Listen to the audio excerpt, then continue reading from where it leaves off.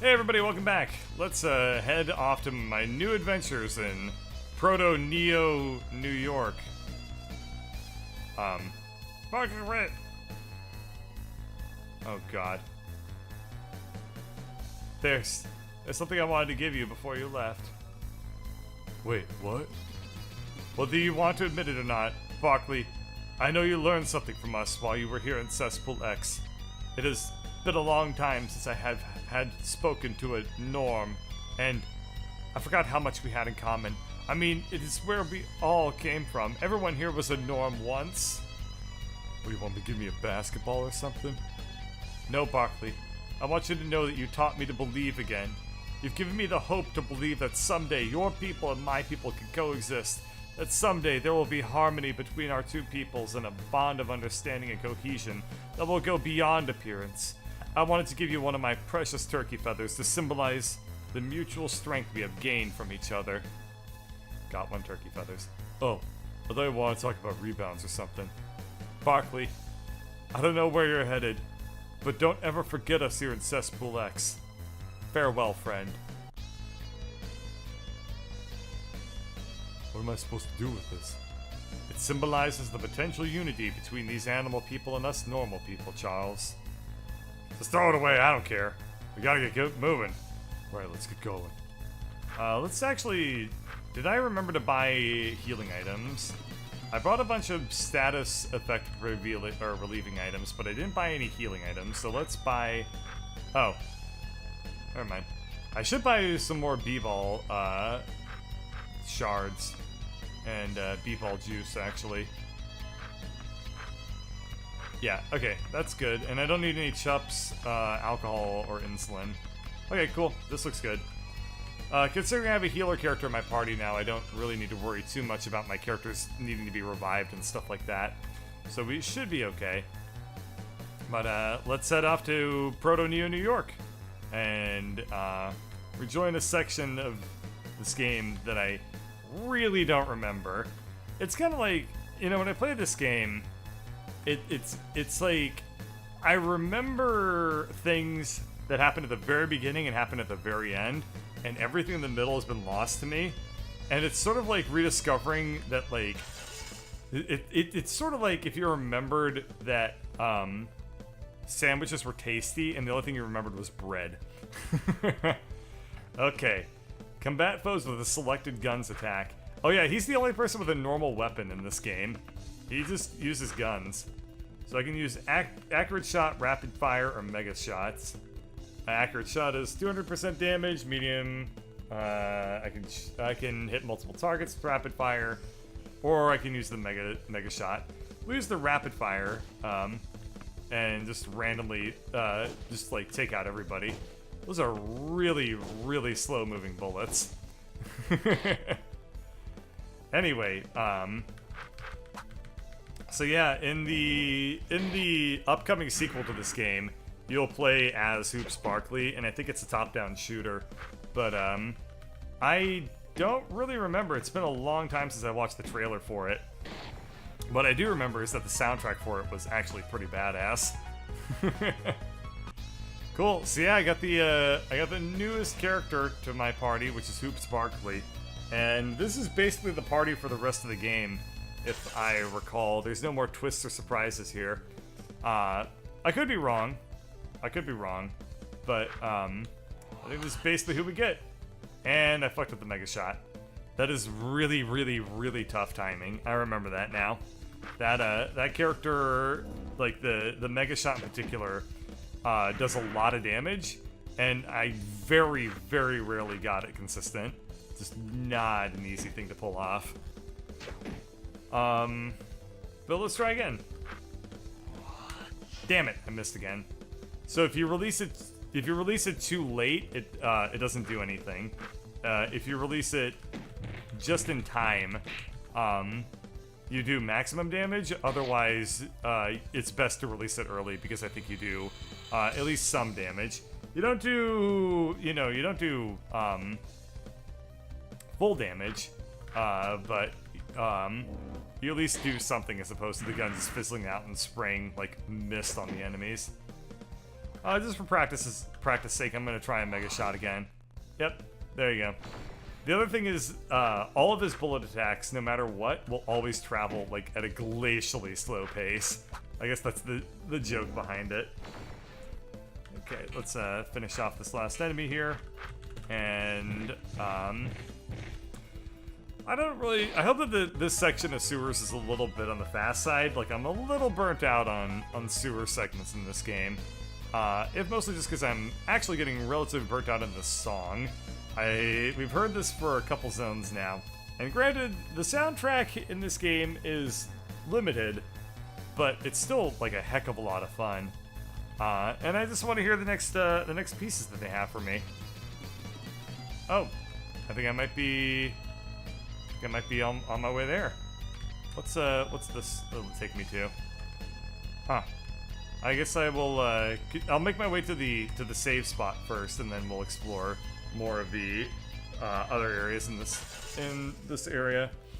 Boy, me criticizing them for having rough around the edges dialogue. We'll explore other areas around the area. Definitely takes the cake. I suppose I should probably also, before I left town, I really should have taken the opportunity to heal up all the way. They have an inn there, and that would have recovered all my BP and stuff like that.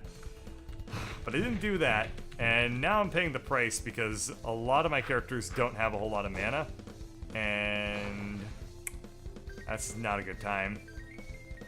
I should also real quickly check Hoopz' other attack, the accurate shot, so I can get a sense for what that one does. So if I need to use it in a battle, I'll be able to remember, like, oh yeah, I have this attack as well. Because this game does it. Okay, so accurate shot, what is this? Hold and release the timer. Okay, same thing. I just release it over him. This game, you know, it does actually challenge you at some points towards the very end. I remember the first time I played this game, I actually died in the B-Ball Catacombs once or twice before I was able to actually progress. Part of it was I remember I did not catch on that these were active time components. Oh my god, I remember that now. Yeah, the first time I played this game, I didn't read the tutorial at all. So I didn't realize that you had to actually do active time battles until like 75% of the way through the game. Which, I don't know how I missed that, but literally I think I got to the cyber dwarf before I figured out that there's stuff that you have to do. I was just using the jump shot attack, which doesn't really require a whole lot of timing, so it's pretty conceivable to not catch on if you're supremely not paying attention like I was. Let's see. Damn it! The other thing is that the Mega Shot attack that he has, it accelerates as you hold it, as you prepare the attack. So as it gets closer, it becomes much more difficult to gauge where you want to release it to avoid, you know, completely wasting your time. I'm going to Mega Shot the middle enemy. Damn it! Ah! I was hoping that by Mega Shotting the middle enemy, I would have been able to spread the damage around on my characters a little bit more equally, and then I would be able to fight more efficiently. But I screwed up the attack, so I think that from now on what I'm going to do is just avoid using the Mega Shot. It's just too difficult. I'll use the accurate shot instead, and that also didn't work. Okay, I'm going to use the Dwarven Knowledge on my healer character just to get him back up to full health because, boy, he was looking awfully low there. He is actually supremely overpowered in this game, in my opinion, because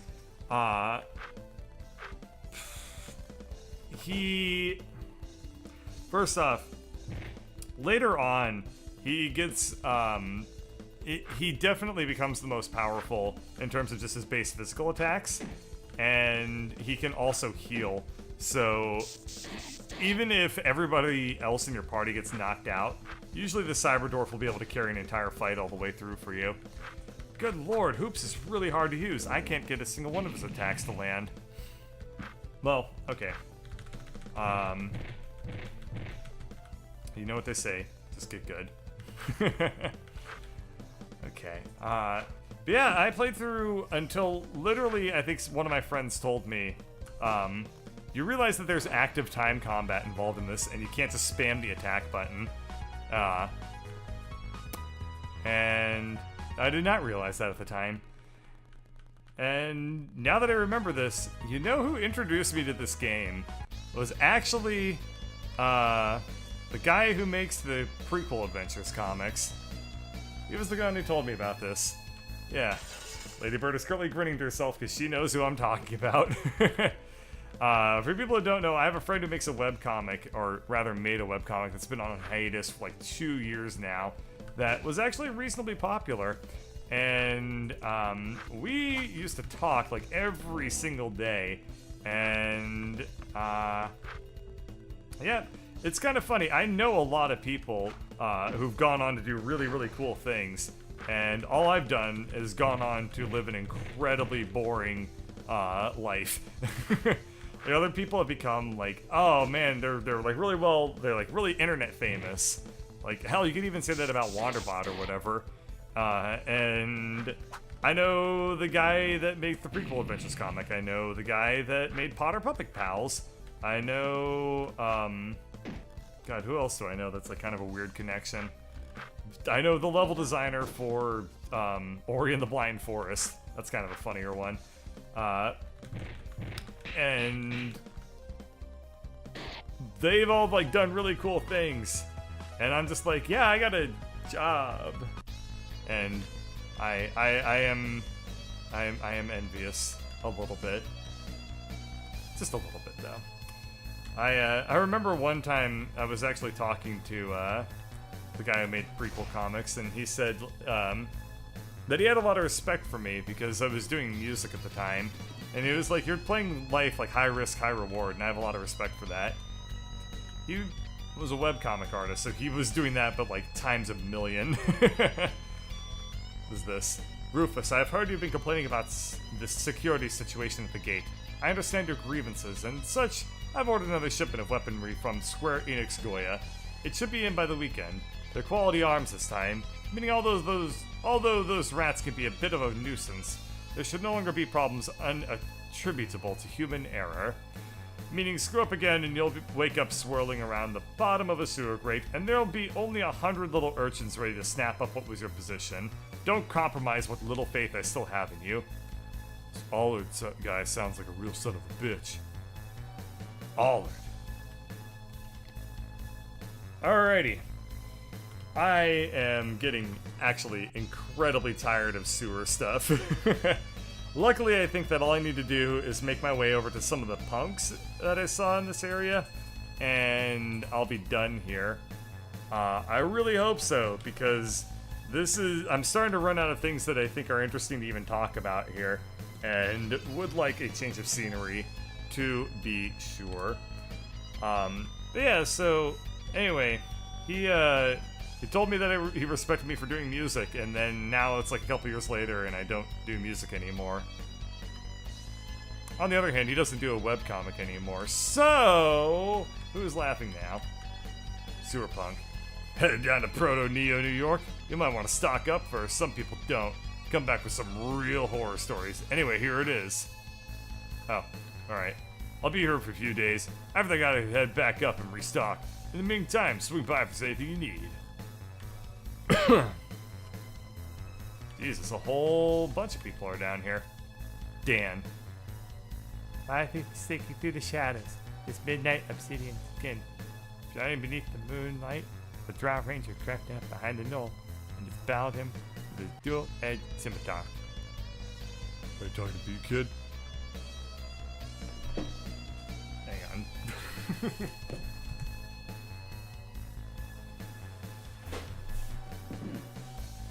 Fantasy, I'm wearing a Dritz Do'Urden fanfiction, or as the fanfic community elites call it, Ficky. I'm writing down here for my turn to be operated on by Dr. Allard.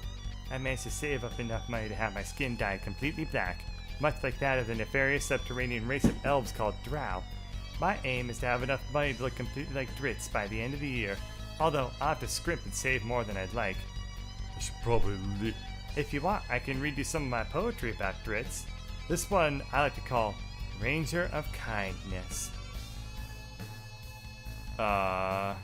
D. Deflects incoming attacks with a swipe. R. Reads about him in a book. I. Interesting, dapper fighting style. Z. Zazzy pivots and dodges. Z. Zero tolerance for bugbears. T. Twin scimitars cut swaths through the night. D. Dangerous lava caves. O. Ovations he receives for his heroic deeds. U. Utilizes somersault. Okay, that's enough of this. What do you think? I enjoyed your subtle use of iambic penta. Jesus, Balthios. So, Dritz Duo Erden is a character from like D&D stuff. He's a Drow Ranger and he's incredibly popular.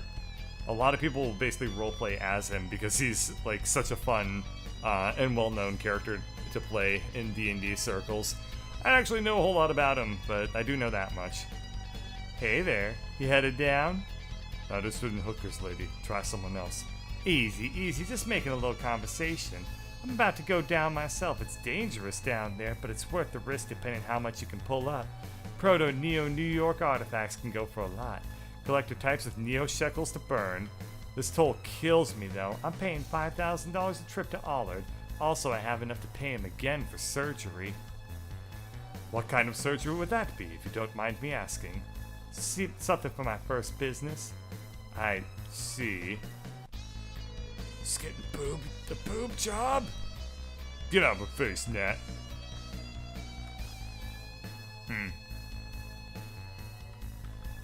Guy. Man, I know I've seen your face somewhere before. I, don't know about that. That's it. Charles Barkley. Man, the doctor did a great job on your operation. Most guys who get the Charles Barkley operation come out looking like Patrick Ewing or something. That looks fantastic. Wait, what? Charles Barkley operation? Man, and you're already in character? You're a real inspiration, you know that? Me, I'm here for the Wilt Chamberlain operation. It's always been a dream of mine to dribble a b-ball in the visage of one of the game's greatest. I mean, just everything about the guy was amazing.